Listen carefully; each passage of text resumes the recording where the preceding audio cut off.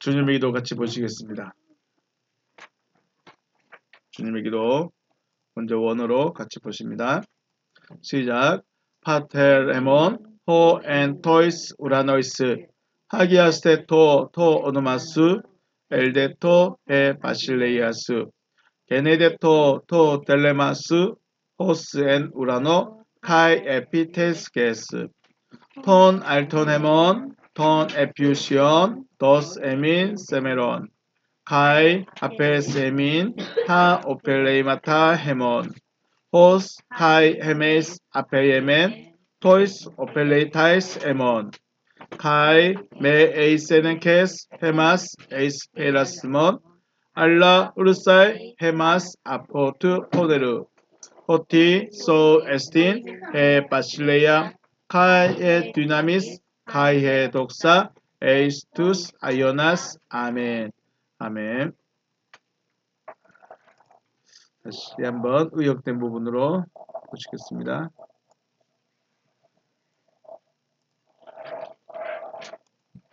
의역된 부분입니다. 시작. 하늘들 안에 계신 우리 아버지, 당신의 이름이 거룩히 여김을 받으시오며 당신의 나라가 임하시오며 당신의 뜻이 하늘 안에서와 같이 땅 위에서 이루어지게 하옵소서. 오늘날 우리에게 위에 있는 우리의 양식을 주시옵소서.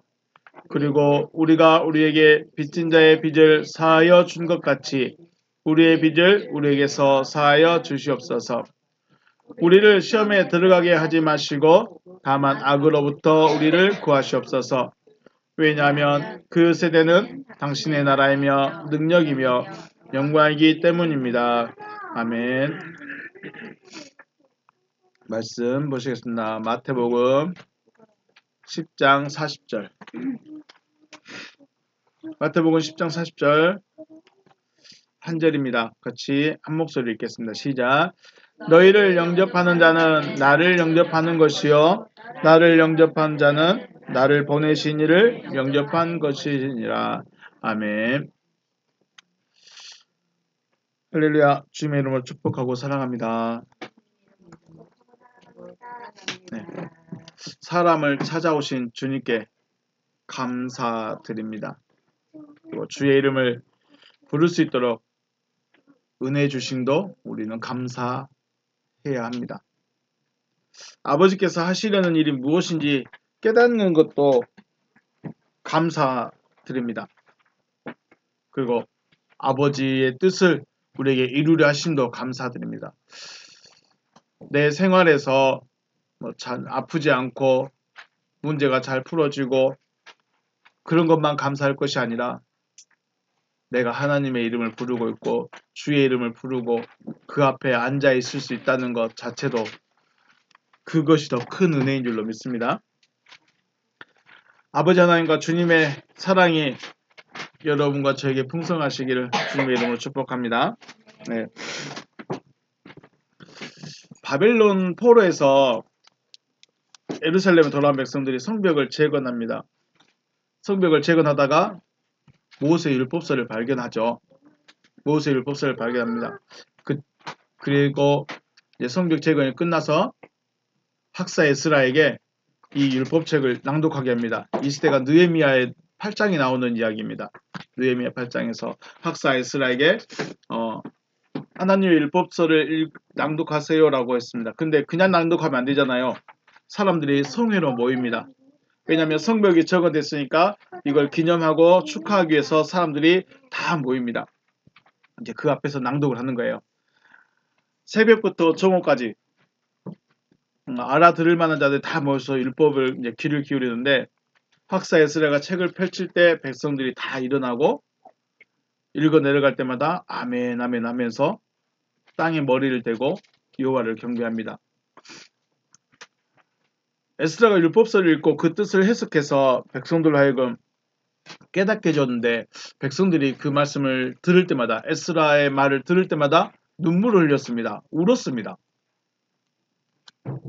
너무 감동이었을까요? 너무 마음을 짠하게 했을까요? 왜 하나님의 율법서를 읽는데 설교를 듣는데 왜 울었을까? 왜 울었을까?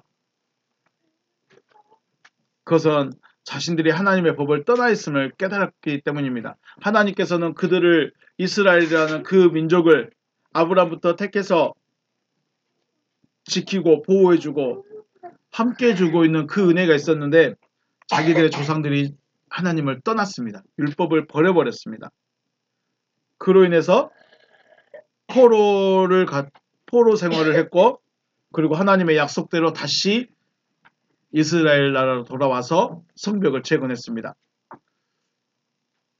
우리가 만약에 독립운동을 하는 사람이었다면 독립이 되었을 때 기뻤을까요? 안 기뻤을까요?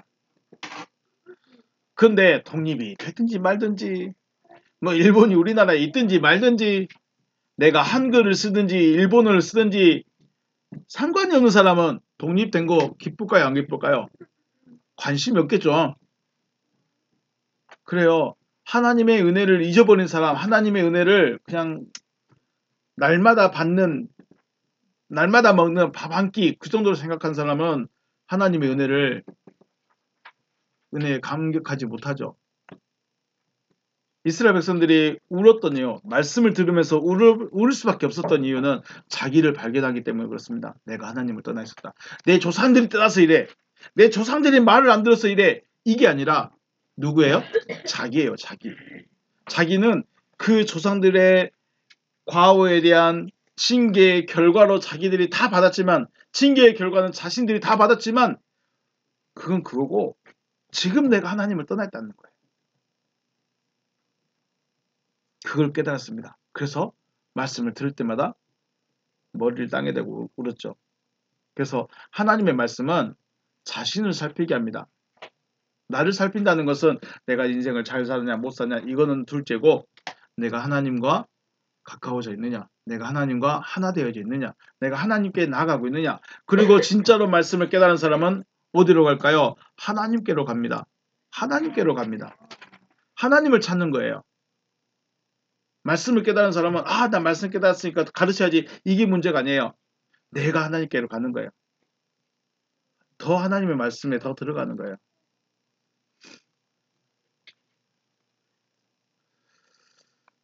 여러분들도 말씀을 들을 때마다 하나님을 찾고 하나님께 나아갈 수 있는 여러분과 제가 되시길 주님의 이름으로 축복합니다.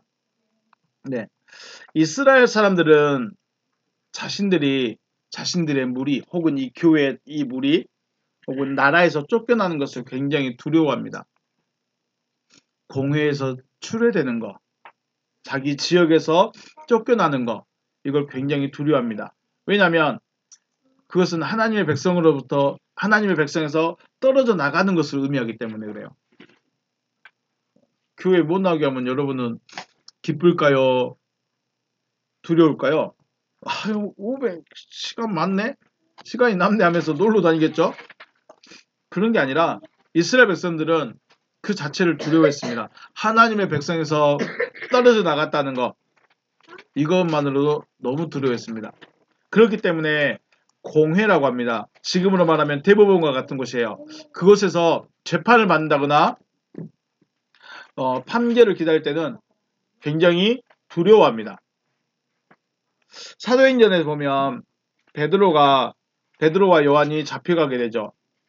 왜 잡혀가요? 왜 공회에 서게 되냐면 예수의 이름으로 말씀을 가르쳐요. 그리고 예수의 이름으로 병도 고쳐줘요. 그래서 사람들이 신고를 하고 잡아다가 공회에 세우게 됩니다. 그럼 무서워야 될까요? 안 무서워야 될까요? 일단 이스라엘 백성들, 유대인들 사회에 반대되는 일을 하고 있는 거예요. 유대인들 사회는 병 고침도 없어요. 제사장들의 가르침만 있어요. 예수가 왜 죽었죠? 예수가 왜 죽었죠? 유대 사회에 반대하기 때문에 유대 사회의 가르침에 반대하기 때문에 잡혔어요. 그리고 사형을 당했어요. 그런데 그걸 끝내면 될 줄 알았어요. 예수만 죽이면 될 줄 알았는데 누가 하고 있어요? 제자들이 하고 있어요. 유대 사회라는 이 사회의 규법, 사회가 있는데 여기에서 이건 반대하는 세력이 나타났는데 그게 예수였고 예수만 죽이면 될 줄 알았는데 제자들이 또 하고 있는 거예요. 그래서 공회에서 예수의 이름으로 말하지도 말고 가르치지도 말라고 경고하고 보냅니다. 왜 보냈을까요? 그 중에 가말리엘이라는 사람이 있었죠. 그가 말합니다. 예수의 이름으로 말하는 것이 진짜 사람의 일이면 이건 몇 날 며칠 하다가 끝날 거야. 그런데 이건 하나님의 일이라면 우리가 못 막는다. 오히려 우리가 하나님을 방해한 자들이 된다. 놔두자. 그래서 베드로와 요한에게 경고만 하고 보냅니다. 우리도 교회의 일이 다 하나님의 일이다라고 말씀드릴 수도 있겠지만 그렇지도 못할 수도 있다는 거죠. 베드로가 말합니다. 뭐라고 말하냐면 공회가 예수 이름으로 가르치지도 말고 전도도 하지 마라 라고 말하니까 베드로가 말하죠.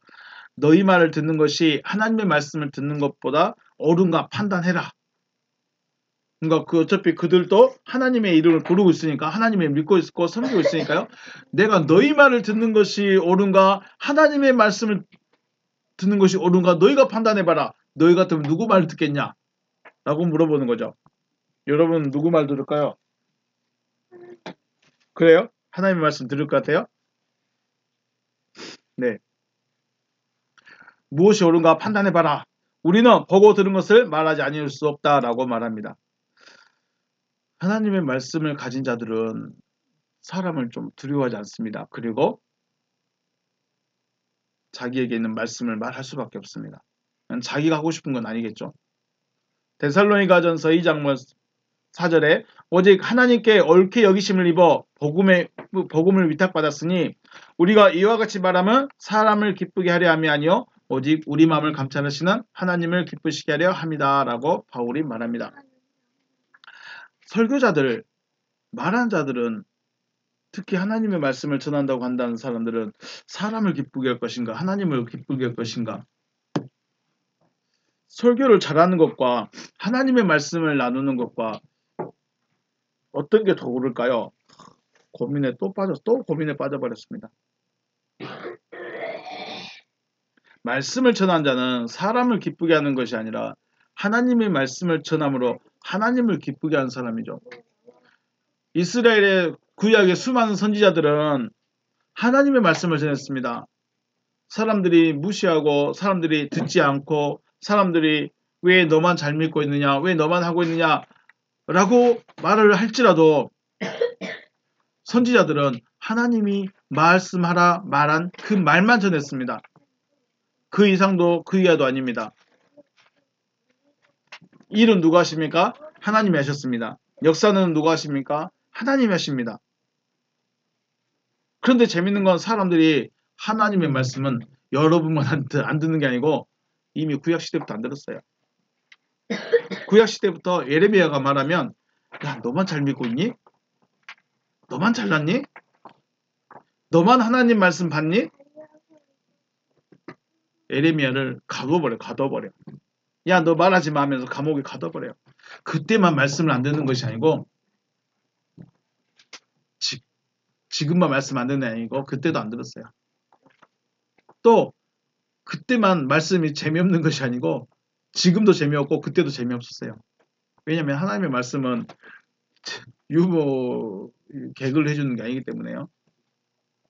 하나님을 기쁘게 한다는 것은 다른 거 없습니다. 하나님의 말씀만 그대로 전합니다. 그리고 말씀대로 되어지면 하나님은 끝입니다. 전한 자의 입을 통해서 하나님의 말씀을 들을 수 있는 여러분과 제가 되시길 주님의 이름으로 축복합니다. 네, 우리는 교회 오면 재미있으면 좋고 마음이 기쁘면 좋고 내 마음을 좀 행복하게 해주면 좋고 그러면 좋을 수 있겠지만 그것도 좋겠지만 하나님이 무엇을 하실 것인가 하나님이 무슨 말씀 하시는가 이걸 들을 수 있어야 되지 않을까. 교회 왔는데 그래요. 위로도 필요해요. 위로도 필요하고 만져주심도 필요하고 으쌰으쌰도 필요하고 다 필요해요. 그 모든 것이 말씀 안에서 돼야 되지 않나 하는 생각을 해봅니다. 지난 시간에 이어서 우리 주님을 영접함 무엇인가에 대해서 생각을 했었죠. 지난 시간에 주님을 영접하는 것이 무엇이냐. 주님을 영접하면 얼굴이 바뀔까요? 아니면 키가 커질까요? 주님을 영접하면 뭐가 달라질까요?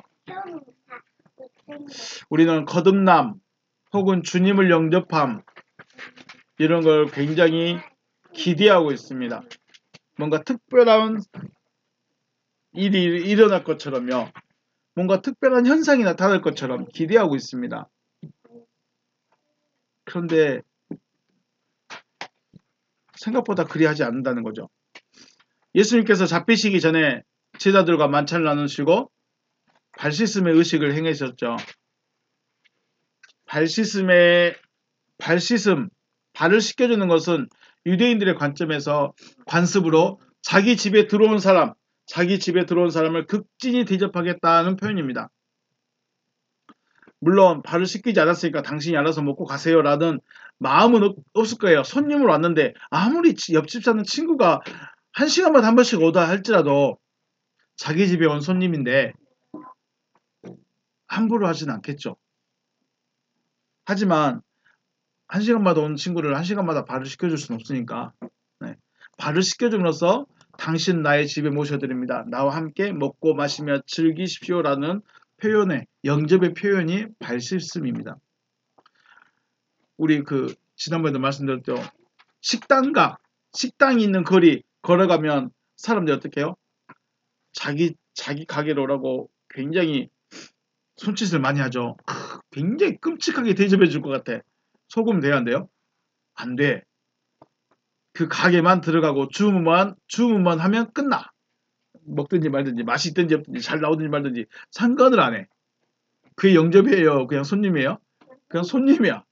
영접이 아니에요. 우리는 주님을 그렇게 하고 있지 않을까? 주님 어서 오십시오 해놓고 내 할 일만 하고 있어요.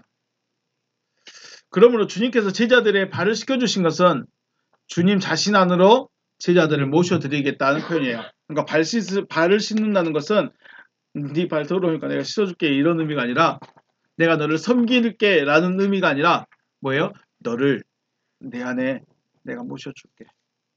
너를 내 안에 내가 모시는 거야. 너를 내 안에 내가 주님 안에 들어가지 않으면 주님과 상관이 있어요? 없어요? 그게 상관이 없다는 거예요. 그게 알지 못하는 거예요. 그러니까 베드로와 주님이 3년 동안 열심히 같이 먹고 마시고 이야기 듣고 기적도 보고 표적도 다 봤어요. 그런데 마지막에 주님이 네가 내 안에 안 들어오면 넌 나와 상관이 없어. 넌 나를 모르는 거야. 상관없다. 이건 기노스코라고 하죠. 알지 못하는 거예요. 상관없는 게 알지 못하는 거예요. 그거는 알지 못하는 거예요. 내가 주님 안에 들어가면 아무리 내가 신학 박사가 됐지라도 난 주님을 모르는 거예요. 내가 주님 안에 들어가지 못하면 나는 주님을 모르는 거예요. 그 주님은 사랑이시고 창조주시고 위대하시고 위로해 주시고 감싸 주시고 나를 품어 주시고 그죠? 세상 풍파 험하게 몰아칠지라도 나를 지켜 주시고 내 마음이 힘에 겨워 지칠지라도 나를 안 그런다는 거예요. 그건 누구 위로예요? 자기 위로예요. 내가 주님께 가면 내가 교회 가면 내가 힘을 얻고 내가 위로를 얻을 거야. 이건 누구 위로예요? 자기 위로예요. 자기 위로. 자기 위로를 마치 주님이 자기를 위로해 준 것처럼 그렇게 생각하면 안 되죠. 주님은 나를 모르는데 내가 주님 안에 안 들어갔기 때문에 나는 주님 몰라요. 주님도 나를 몰라요. 그런데 내가 교회만 가면 내가 주님의 이름만 부르면 내가 성경책만 읽고 있으면 기도만 하고 있으면 평안해지고 위로가 되는 것 같아. 누구 위로예요? 자기 위로. 진짜 위로는 어디 있어요? 주님 안에 있는데 주님 안에 들어가지도 않았으면서. 그러므로 주님이 제자들의 베드로의 발을 씻겨주는 것은 너를 내 안에 영접하겠다는 거예요. 내가 너를 내 안으로 영접하겠다. 요한복음 15장에서 말씀하신 것처럼 포도나무가 그 가지에 붙어있는 것처럼 네가 내 안에 내가 네 안에 이 말씀이 이루어지는 거예요. 뭘로요? 발 씻음으로. 영접으로. 어떻게 이루어져요? 우리가 주님 내 안에 내가 주님 안에 있습니다. 이걸 어떻게 알아요? 주님이 나를 영접해야 돼요. 내가 영접하는 것도 있지만 주님도 나를 영접해 주셔야 돼요. 그래야 포도나무가 가지에 붙어있는 것처럼 네가 내 안에 내가 네 안에 이 말씀이 이루어지는 거예요. 그냥 천국 가면 되겠지. 그냥 천국만 가면 되겠지. 안 된다는 거예요. 안 그런다는 거예요. 근데 우리는 그렇게만 알고 있어요. 주님께서 제자들의 발을 씻겨주신 것은 먼저 본을 보이신 것이죠. 너희도 이렇게 해라. 그래서 우리는 세족식이라는 걸 통해서 목사님이 내 발을 씻겨줬어. 너무 내 발에 묻었나고 내 발에 냄새인데 어떡하지? 그게 아니라는 거죠. 제자들에게 뭐라고요? 너희들 가서 너희 같은 사람, 진짜로 말씀에 헤매이는 사람, 진짜로 영혼이 지쳐 힘들어하는 사람 네가 영접해줘라 이거예요. 네가 영접해줘라. 제자들에게 사람들을 네가 영접해줘라. 내가 너희를 영접하지 않느냐? 내가 너를 영접하고 있지 않느냐? 너도 가서 사람들 영접해라. 섬기라는 게 아니에요. 내가 너를 섬기게 이게 아니에요. 영접하라는 거예요. 그 영접하라는 게 뭐예요? 받아주라는 거죠. 지난번에 말씀드렸죠. 제 마음에 안 들면 저하고 생각이 다르면 우리 설교 해줄까요? 안 해줄까요? 안 해줘요. 에이, 저 사람 교회 안 났으면 좋겠는데 잃어버리면 안 되겠다는 거예요. 그 사람이 바리새인이든 서기관이든 자기를 때렸든 안 때렸든 자기를 핍박했든 안 했든 말씀을 들으러 왔다면 네가 영접해라 이거예요. 영접해줘라. 내가 너에게 해준 것처럼 너도 원수인 그들을 영접해주라는 거예요. 영접해주란 말은 다시 말하면 그들에게도 뭘 줘라? 말씀을 줘라.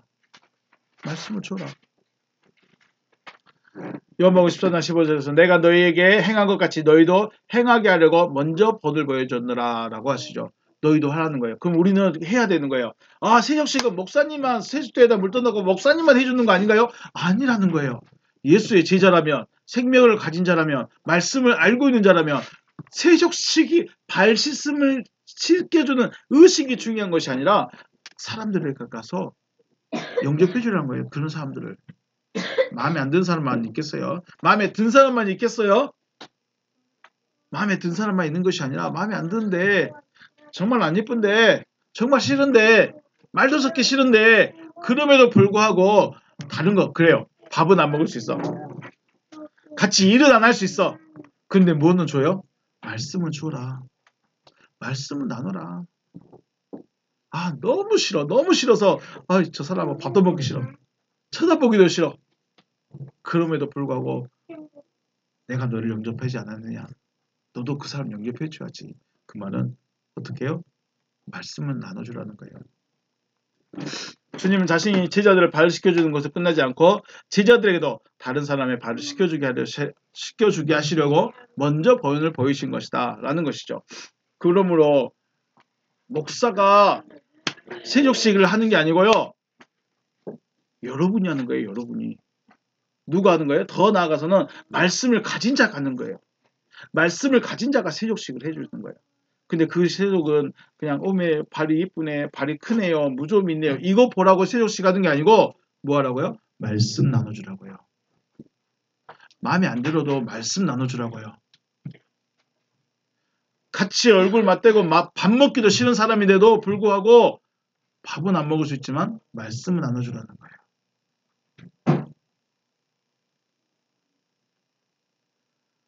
여러분들도 하나님의 말씀을 가르치고 말씀을 받기를 원하는 그들을 영접할 수 있는 말씀을 나눠줄 수 있는 여러분과 제가 되시길 주님의 이름으로 축복합니다.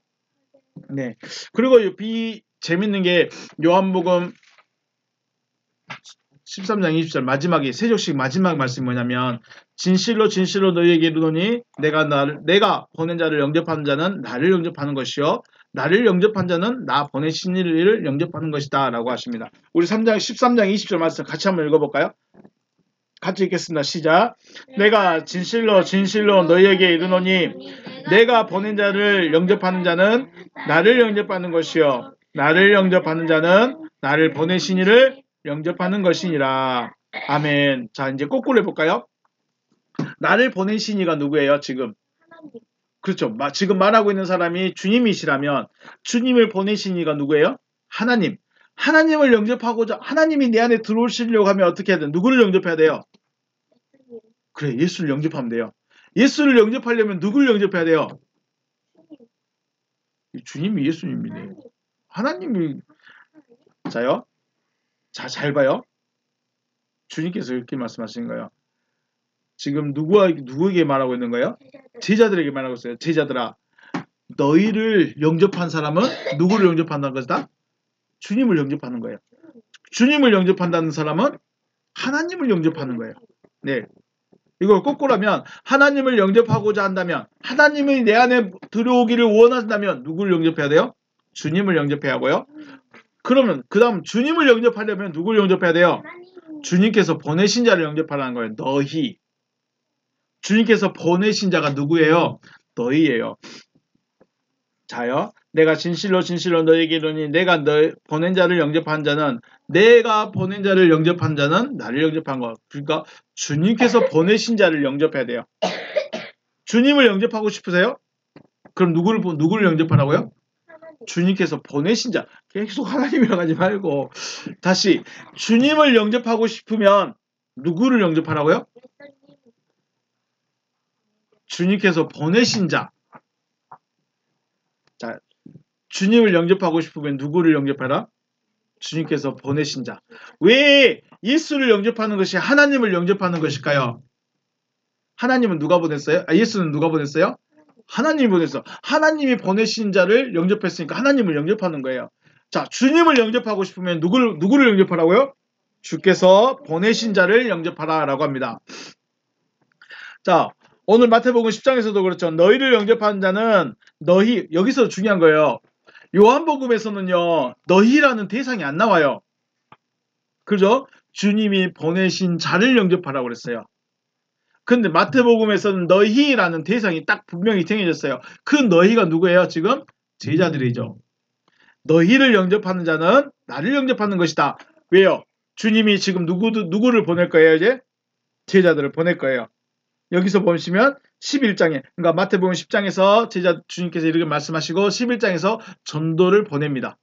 이제 그런 배경도 있긴 한데 중요한 것은 주님께서 제자들을 보내겠다고 선언하신 거죠. 너희를 영접한 자는 나를 영접하는 것이다. 그러면서 전도 여행을 보내요. 또 나를 영접한 자는 나를 보내신 이를 영접하는 것이다 라고 하시죠. 그래서 주님을 영접하기 원한다면 주님께서 보내신 자를 영접해요. 여러분들 지금 나 주님 모셔드렸습니다. 이런 말 맞을까요? 안 맞을까요? 안 맞다는 거예요. 내가 주님을 모셔드렸습니다. 안 맞다는 거예요. 어떻게 맞아야 돼요? 누구를 맞아야 돼요? 누구를 영접해야 돼요? 주께서 보내신 자를 영접해야 돼요. 주님께서 보내신 자가 누구예요? 목사 해버리면 안 됩니다. 목사 해버리면 안 돼요. 자,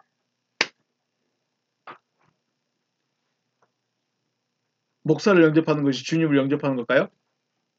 아니에요. 우리 원어를 한번 읽어볼까요? 5페이지에 그는 데코메너스 영접하고 있다. 영접하고 있어요. 영접하고 있는 그는 히마스 너희를 영접하고 있는 그는 에메 데케타이 나를 영접하고 있는 것이다.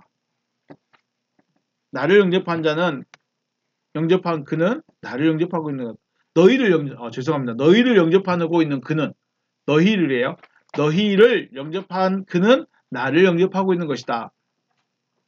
카이 허 에데 데코메너스 데케타이 턴 아포스테이란타 메 그리고 나를 영접하고 있는 그는 에데맥 데코메너스 나를 영접하고 있는 그는 데케타이 영접하고 있는 것이다. 누구를요? 턴 아포스테이란타 나를 보내신 그를 영접하고 있는 것이다. 자, 여기서는 너희들이라고 말씀을 분명히 해줬죠. 너희를 영접한 자. 자, 주님을 영접한다는 것은 누구를 영접하는 거예요? 누구를 영접해야 될까요? 제자들이라고 해버려도 안 되고 목사라고 해도 안 됩니다. 요한복음 3장 33절 말씀 시작. 하나님이 보내신 이는 하나님의 말씀을 하나니 이는 하나님의 성령을 한량없이 주심이라. 아멘. 7장 16절 시작. 예수께서 대답하여 이르시되 내 교훈은 내 것이 아니요 나를 보내신 이의 것이니라. 아멘. 자, 그러므로 주님께서 보내신 자는 누구의 말을 해야 될까요? 주님의 말을 하는 거예요. 목사가 됐든 설교자가 됐든 전도자가 됐든 주님의 말씀을 안 하면 그건 주님이 보내신 자가 아니에요. 설교는 다 주님의 말씀 아닌가요? 주일날 인터넷이든 유튜브든 어떤 교회든 간에 설교하고 있으면 다 하나님의 말씀 아닌가요? 라고 생각하면 참 순수한 것이겠지만 하나님이 무엇을 말씀하시는가를 전해야 되겠죠. 그렇게 생각했으면 예수는 하나님의 말씀 아니었을까요? 예수가 하나님의 말씀일까요? 바리새인들이 하는 말이 하나님의 말씀일까요? 바리새인들도 뭐가 들었어요? 다 율법서 보고 하는 거예요. 제사장들도 다 율법서 보고 이야기하고 있어요. 그런데 예수와 뭐가 달라요? 예수와 바리새인은 뭐가 다를까요? 저와 다른 분의 설교 뭐가 다를까요? 제가 특별하다는 게 아니고요. 제가 맞다는 것도 아니고요. 중요한 거 우리는 주님의 말씀을 들을 수 있어야 된다는 거예요. 주님의 말씀을 들을 수 있어야 돼요. 주님의 말씀을 들으면 하나님께로 나가게 됩니다. 하나님이 보내신 이는 하나님의 말씀을 합니다. 주님이 왜 자기 말을 못했을까요? 하나님이 말을 시키니까. 7장에서는 나의 가르침은 내 것이 아니다. 나를 보내신 이의 것이다. 그러므로 우리가 주님께서 너희를 영접한 자는 나를 영접했다. 그 주님을 영접한 자들은 주님의 말씀을 가지고 주님의 말씀만 전하고 있는 그들이에요. 그들을 보고 너희들이라고 말합니다.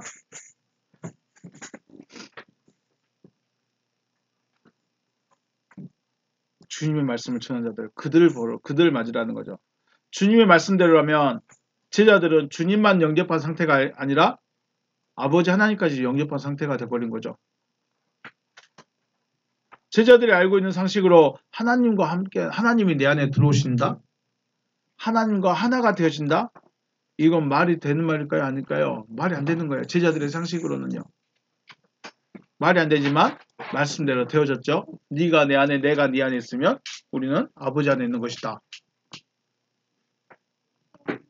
그렇기 때문에 베드로가 너희의 말을 듣는 것이 옳은 일인지 하나님의 말씀을 듣는 것이 옳은 것인지 판단해봐라 라고 말씀할 수 있었던 거죠. 자신 안에 자신이 주님 안에 있고 주님이 자신 안에 있다는 것을 베드로는 아는 거예요. 느끼는 거예요. 그리고 그 안에 누가 계셔요? 하나님이 계시는 거예요. 그래서 알고 있는 거예요. 내가 너희 말을 듣는 것이 옳은 것이니가 하나님을 기쁘시 하는 것이 옳겠는가? 너희가 판단해봐라. 나는 내가 하나님이 기뻐하는 일을 하려다. 라고 말할 수밖에 없는 것이죠. 그러므로 주님께서 승천하시고 주님의 모든 권한을 제자들에게 넘겨주시면서 너희를 영접한 자는 나를 영접하는 것이고 나를 영접한 자는 나를 보내신 이를 영접하는 것이다 라고까지 말씀해 주시는 거예요. 주님 영접하고 싶으십니까? 주님을 영접하고 싶으세요? 베드로 안에 주님이 어떻게 들어갔죠? 베드로 안에 주님이 어떻게 들어가시는 거예요? 그냥 옷이없어서 하면 들어가셔요? 어떤 형태로 또 들어가신가요? 육신 대 육신으로 딱 합쳐진가요? 우리 그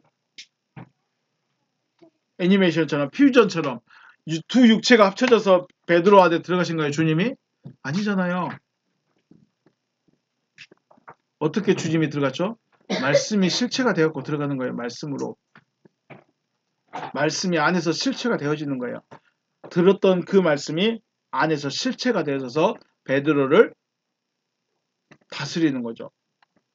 주님을 영접한다고요. 우리가 갑자기 뭐 빛이 내 안에 들어온다더니 뭐 번개가 뻥뻥뻥 친다더니 그런 게 아니고 말씀이 내 안에 들어와서 나를 정복하는 거예요. 나를 다스리시는 거예요. 그 상태가 주님을 영접한 상태예요. 그래서 주님을 영접하려면 주님의 말씀을 들으라는 거예요. 주님의 말씀 없이 주님을 영접할 수 있을까요? 안 돼요. 될 수가 없어요. 왜냐하면 주님 자체가 뭐예요? 말씀이시니까. 주님 자체가 말씀이신데 주님의 말씀을 안 받아들이면 주님을 영접할 수가 없어요. 단순히 설교자라서 또 목사라고 말씀하시는 것이 아니라 주님과 하나 되어지고 주님의 말씀, 곧 하나님의 말씀을 전한 자를 영접하는 것이 주님을 영접하는 것이고 또 하나님을 영접하게 된다라고 말씀하시는 거예요. 주님을 영접한다. 내가 어젯밤에 기도했더니 갑자기 뭐 환상이 보였어. 내가 주님을 영접했나 봐. 아니야. 그런 거 따지고 그런 거 없어. 나 하나님을 믿어. 그러니까 주님 내 안에 모시고 드렸어. 나 주님을 영접했어. 아, 어떤 유명한 목사님이 나에게 와서 영접 기도를 해줬어. 그래서 나 영접한 거야. 될까요? 안 될까요? 자기들의 믿음대로 되지만 성경적이진 않아요. 영접 기도가 전혀 성경적이지 않다는 거예요. 영접은 어떻게 해요? 주님의 말씀이 내 안에 들어와야 돼요. 먼저 들려져야 돼요. 들려지고 내 안에서 싹이 나야 돼요. 그냥 말씀 들었으니까 주님 내가 영접했습니다. 이게 아니에요. 하나님께서 자신의 아들을 사람의 모양으로 보내시고 또 그 아들의 말을 받아들인 것을 자신을 영접하는 것이라고 하시면서 주님은 자신과 똑같은 자들이 되어진 제자들, 곧 제자들을 보내셔서 오늘 우리에게 영접하라고 하시는 거죠. 우리가 주님을 영접하고 싶습니까? 그러면 주님의 말씀을 들을 수 있어야 돼요. 주님의 말씀을 듣지 못하면 주님의 말씀이 아니면 주님을 영접할 수가 없어요. 믿음의 최고의 결과라고 할까요? 믿음의 결론이라고 할까요? 그건 뭐예요? 어떤 모습이에요? 아버지와 주님과 내가 하나 되어지는 거예요. 그 모습이 어디 있어요? 창세기 1장 1절에 있다고 그랬죠. 창세기 1장 1절에 그 말씀이 하나님의 가장 처음의 모습이지만 거기로 다시 돌아가고 싶은 거죠. 베레시트 바라 엘로힘이죠. 믿음의 최고의 결론은 내가 천국에서 황금길을 걷고 황금 돌덩이 갖고 벽돌치기 뭐 이런 거 하는 게 아니고 뭐예요? 하나님께서 나를 성전 삼고 내 안에 계시는 거. 아, 나 그 말씀 알고 있으니까 됐을 거야. 아니요. 그런 거 말고. 주님을 영접해야 하나님이 내 안에 들어오시죠. 말씀을 영접해야 주님이 내 안에 들어오시죠. 주님의 말씀이 무엇인지를 들어봐야 되죠.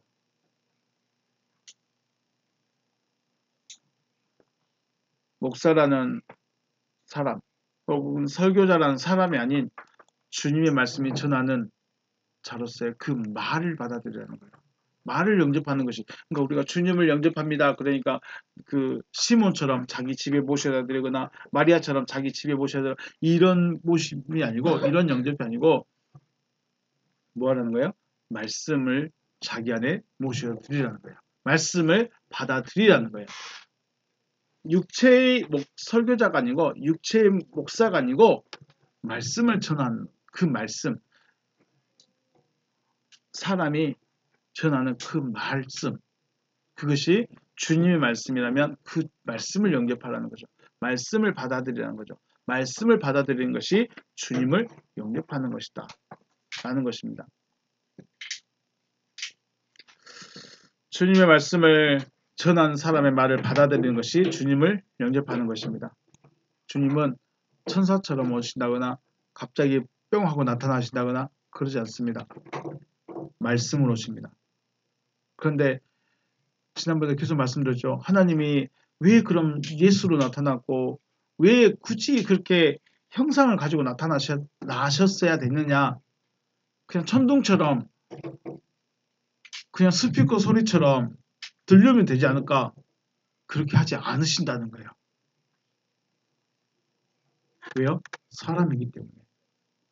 사람이기 때문에. 또 믿음이 필요하기 때문에. 이 시간에 주님이 따라 하고 천둥 소리를 들려줘 봐요. 그러면 아 이거 주님의 음성인가 보다. 그렇게 들려질까요? 그렇게 사람들 대부분도 믿어버리겠죠. 주님을 영접한다는 것은 사람이 아닙니다. 목사가 아닙니다. 설교자가 아닙니다. 그가 전하는 말씀입니다. 근데 그 말씀도 사람의 가르침이 아닌 주님이 하시려는 말씀, 하나님이 하시고 싶어하는 그 말씀, 그것을 풀어서 가르치면 설교, 그냥 그대로 말하면 말씀 되는 거겠죠.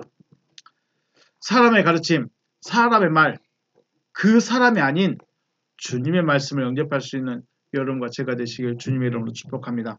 주님의 말씀이 내 안에 들어와서 나를 정복해야 돼요. 주님의 말씀이 나를 들어와서 내 생각을 다 정복해야 돼요. 그리고 그것이 맞다 하고 내가 가야 되는 거예요. 지난 금요일날 말씀 나왔죠. 아브라함에게 하나님이 말씀했을 때 이삭을 바치라는 명령을 하셨을 때 그 명령을 지키는 것이 아브라함에게 쉬웠을까요? 어려웠을까요? 믿음이 되면 하나님의 명령은 쉽습니다. 믿음이 되면 아들을 바치라는 것, 그 명령이 쉽습니다. 근데 믿음이 안 되니까 고민이 되는 거예요. 근심이 되고 걱정이 되는 거죠. 믿음이 되면 저도 아직 못 해봤기 때문에 쉽지 않을까 생각해요. 그래서 아침 일찍 떠나버린 겁니다. 사라가 들으면 반대했을까요? 빨리 갔다 오라고 했을까요? 안 됐겠죠? 사라가 여보 어제 하나님이 이삭을 바치래, 번제로 바치래, 그것도 3일길이나 가서 말을 했다고 생각해봐요. 그래요. 믿음이 되면, 하나님의 말씀이 믿음이 되면 쉽지 않았을까.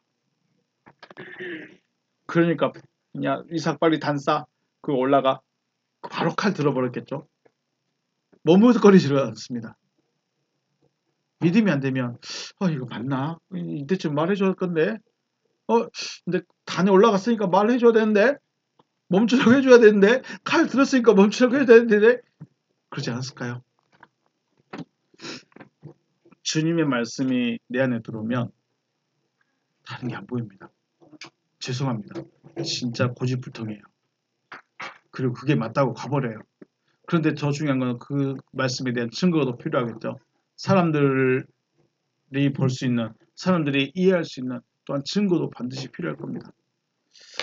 자, 여러분에게 그냥 말씀만 나누는 것이고 말씀만 가르치는 것이 아니라 여러분의 삶에서도 이 말씀이 하나님의 말씀이라는 증거가, 여러분이 스스로 알 수 있는 증거가 많이 있으시길 주의 이름으로 축복합니다. 그래서 내가 주님을 내 안에 영접해 줬구나, 내 안에 주님이 계시구나, 나와 함께 계시구나, 내 마음이 지쳐 힘들 때도 함께 계시고 세상에 풍파 몰아쳐도 함께 계시구나, 그것을 느끼고 힘을 낼 수 있는 여러분과 제가 되시기를 다시 한번 주님의 이름으로 축복합니다. 네, 오늘 여기서 마치겠습니다. 수고하셨습니다.